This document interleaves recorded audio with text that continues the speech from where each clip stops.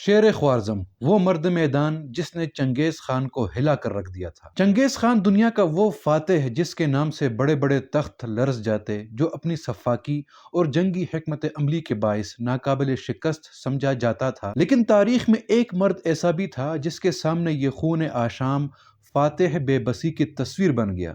وہ شخص سلطان جلال الدین خوارزم شاہ تھا۔ یہ محض ایک عام جنگجو نہیں تھا، بلکہ ایک ایسا سپہ سالار تھا جسے خود چنگیز خان نے تسلیم کیا، جس کی بہادری کو اس نے کھلے الفاظ میں سراہا۔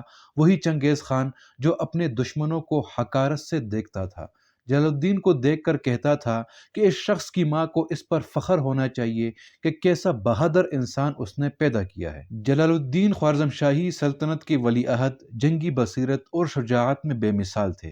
ان کا سب سے بڑا کمال یہ تھا کہ وہ کبھی بھی سازشوں اور دھوکے کی سیاست میں نہ پڑے۔ اگرچہ ان کے اپنے بڑے بھائیوں نے ان کے خلاف سازشیں کی، ان کا باپ محمد خوارزم شاہ بھی اکثر ان کے مشوروں کو نظر انداز کرتا، لیکن جلال الدین نے کبھی حوصلہ نہیں ہارا۔ جب چنگیز خان کی افواج نے خوارزم پہ حملہ کیا تو سلطنت بکھرنے لگی۔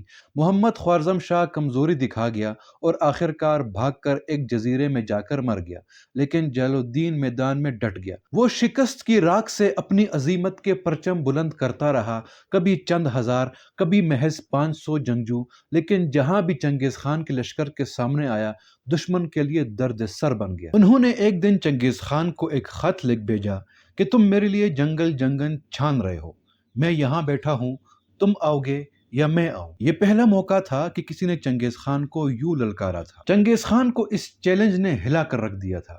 وہ صبح سے شام تک لشکر کی تیاریوں میں مصروف ہو گیا، لیکن اندر سے مضطرب تھا۔ اسے معلوم تھا کہ یہ محض زبانی دعویٰ نہیں ہے، بلکہ ایک سچا شیر للکار رہا ہے۔